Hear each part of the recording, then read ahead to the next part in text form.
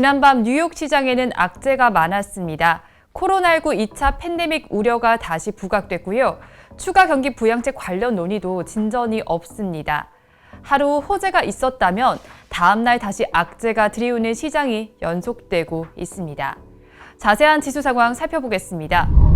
그래프 보시면요. 장중 내림세를 보였습니다. 중후반부터 반등 시도를 하긴 했지만 역부족이었는데요. 지수는 2% 안팎의 낙폭을 보였습니다. 블루칩 클럽인 다우지수는 28,000선이 무너졌습니다. 종가 기준으로 2.29% 하락한 27,685선에 마쳤습니다. 장중 한때 3.4% 폭락하기도 했는데요. 다우지수는 지난 9월 3일 이후 가장 크게 내렸습니다. 대형주 위주의 S&P 500 지수는 1.86% 하락했습니다. 3,400선을 겨우 지켜낸 모습이었습니다. 기술주 중심의 나스닥 지수는 1.64% 빠졌습니다. 11,358선의 종가 형성했습니다. 먼저 코로나19 2차 팬데믹 공포가 드리워졌습니다. 미국에서 신규 확진자 수가 사상 최대치 수준으로 급증했는데요. 8만 명을 넘어서는 것으로 나타났습니다. 마크 메도스 백악관 비서실장은 팬데믹을 통제하지 못할 것이라고 언급했는데요. 유럽에서도 심상치가 않습니다. 독일과 프랑스, 영국 등 유럽 각국에서도 코로나19 확진자 수가 급격히 증가하고 있는데요. 특히 독일에서는 가벼운 봉쇄를 추진하고 있습니다. 레스토랑과 바 등의 영업을 중단하는 방안입니다. 거기에 스페인도 야간 통행 금지 행렬에 동참하기로 했습니다. 미국 대선은 현지 시간으로 다음 달 3일에 열립니다. 불과 일주일을 앞두고 있는데요. 최근 트럼프 대통령은 조 바이든 후보를 맹추격했습니다. 하지만 다시 그 차이는 벌어졌는데요. 이번 대선의 승패를 결정지을 곳은 바로 러스트벨트입니다. 러스트벨트는 미국 제조업의 호황을 이끌었던 중심지였는데요. 하지만 제조업의 사양화 등으로 불황을 맞은 곳입니다. 펜실베이니아와 미시간, 위스콘신 등이 해당합니다. 핵심 경합주에서 조 바이든 후보가 트럼프 대통령을 크게 따돌렸습니다. 특히 미시간주에서는 지난 한 달 사이 지지율 격차가 약 5%포인트에서 8%포인트로 꾸준히 늘었습니다. 추가 경기 부양책도 불확실합니다. 낸시 펠로시 하원 의장과 메도스 비서실장은 부양책 협상이 고착된 상황을 두고 서로의 책임이라고 공방을 벌였는데요. 펠로시 의장은 코로나19 검사 전략 등과 관련해서 백악관이 민주당의 제안을 받아들이지 않는다고 했습니다. 다만 펠로시 의장은 문우신 재무장관과 부양책 협상을 한 이후에는 대선 전에 타결할 수도 있다는 견해를 밝혔습니다. 하지만 오랜 불확실성이 시장에는 부정적인 요소로 작용하고 있습니다.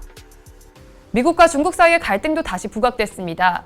최근 미국이 대만에 무기 판매를 추진하고 있는데요. 이에 중국은 미국 방산 업체를 제재하려고 하고 있습니다. 중국의 자오리젠 외교부 대변인은 록히드 마틴과 보잉, 레이시언이 제재를 받을 것이라고 말했습니다. 2차 팬데믹 공포의 뉴욕 시장은 모두 마이너스로 마감했습니다. 이어서 뉴스 체크해보겠습니다. 첫 소식입니다. 아스트라제네카가 개발 중인 코로나19 백신이 고령자와 젊은 층 모두에게 강력한 면역 반응을 보였습니다. 아스트라제네카는 코로나19 백신 후보를 투여한 임상시험 결과 상대적으로 나이가 많은 그룹에서 방어 항체와 T세포가 생성됐다고 전했습니다. 고령자 그룹이 백신 투여에 따른 부작용도 낮은 것으로 드러났는데요. 앞서 지난 7월에는 젊은 층에 대한 면역 반응에 대한 결과를 발표했습니다. 아스트라제네카 대변인은 고령자와 젊은 층 전부 비슷한 면역 반응을 나타내고 더욱이 코로나19 병세가 중증으로 변하기 쉬운 고령자에게서 부작용이 적다는 것은 고무적이라고 강조했습니다. 이달 들어서 해외 주식 투자에 나선 개인 투자자들이 친환경 투자에 한창입니다. 이달 초부터 23일까지 국내 투자자들의 해외 주식 순매수 상위 종목 9위에 태양광과 풍력 등 신재생 에너지 기업에 투자하는 아이쉐어즈 글로벌 클린 에너지 ETF가 올랐습니다. 태양광 관련 업체인 엠페이즈 에너지와 선넌, 재생에너지 전략회사 넥스트라 에너지도 대폭 사들였는데요. 이달 순매수 상위 종목 26위에서 28위에 나란히 올랐습니다. 미국 대선이 다가오면서 민주당 조 바이든 후보의 승리를 내다보는 국내 투자자들이 친환경 투자에 적극 나선 것으로 풀이됩니다. ITC가 LG화학이 SK이노베이션을 상대로 낸 영업비밀 침해 소송의 최종 판결을 12월 10일로 또다시 연기했습니다. 연기 사유에 대한 추가적인 설명은 없었는데요. 당초 ITC는 이번 소송과 관련한 최종 판결을 이달 5일 내릴 예정이었지만 어제인 26일로 3주 연기했습니다. LG화학은 지난해 4월 SK이노베이션을 영업비밀 침해로 ITC와 델라웨어주 지방법원에 제소했는데요. ITC는 올해 2월 SK이노베이션의 조기 패소 판결을 내렸다가 SK이노베이션의 이의 신청을 받아들여 판결을 재검토 중입니다. 연말 배당 시즌을 앞두고 배당주들의 매력도가 높아지고 있습니다. 대표적인 배당주인 은행 업종들의 호실적 행진이 이어지고 있는데요. KB금융지주와 하나금융지주에 이어서 우리금융지주까지 연이은 깜짝 실적을 기록하며 은행주 주가 상승에 기대감을 지피고 있습니다. 금융지주들의 주가는 9월 이후 꾸준히 상승세를 보이고 있습니다. 금융지주들이 주주 가치 제고에 대한 의지를 적극 피력하면서 팬데믹 상황에서도 평소와 같은 배당금을 지급할 가능성이 높은 점이 투자 심리에 긍정적으로 작용한 것으로 보입니다. 아울러 호실적까지 이어지면서 증권가에서는 은행주의 주가가 향후에도 상승 여력이 충분하다고 내다봤습니다. 다음으로 환율 보겠습니다. 앞서 말씀드렸듯이 코로나19 재확산과 미국 부양책 교착 상태는 시장의 부담 요소로 작용하고 있습니다. 달러 인덱스는 0.31% 오른 93달러 5센트에 마쳤습니다. 원달러 환율은 5원 20전 하락한 1127원 70전에 마감했습니다. 종가 기준으로 1130원대가 무너진 것은 1년 7개월 만입니다. 글로벌 달러 약세가 이어지고 위안화 강세가 이어지면서 원화도 강세를 보이고 있습니다.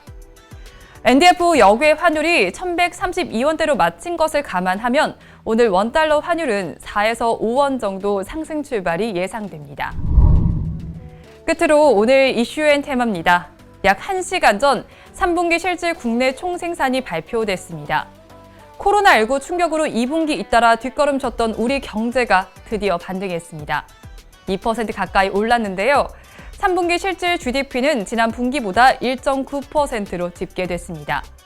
앞서 성장률은 2분기 연속 마이너스를 기록했는데요. 이번 분기에 반등하면서 하반기 경기 회복을 기대할 수 있게 됐습니다. 부동산 거래 신고 등에 관한 법률 시행령이 오늘부터 시행됩니다. 개정안은 자금 조달 계획서 제출 대상을 확대하는 내용을 골자로 하는데요. 부동산 규제 지역에서 주택을 구입할 경우 주택 가격에 상관없이 자금 조달 계획서를 제출해야 합니다. 이에 따라서 건설 대표주와 중소형주, 그리고 은행주의 변동성이 예상됩니다.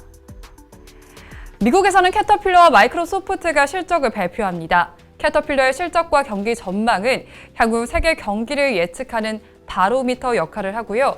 마이크로소프트는 세계 최대 소프트웨어 업체인 만큼 IT 업계의 경기를 반영합니다. 우리 시간 기준으로 봤을 때 캐터필러는 오후 9시 30분에 발표하고요. 마이크로소프트의 실적은 내일 오전 6시 30분에 확인할 수 있습니다. 오늘은 9개 기업에서 실적을 발표합니다. 삼성 SDS와 GS 리테일, 기업은행, 제주은행, 한라, 신한지주, 삼성 SDI, 삼성물산, 그리고 현대제철이 실적을 내놓습니다. 또 행사도 많습니다. 한영 자율주행산업 콘퍼런스와 반도체 대전, 그리고 세계 해양 포럼이 개최되니까요. 관련 종목들도 체크해 보시면 좋겠습니다.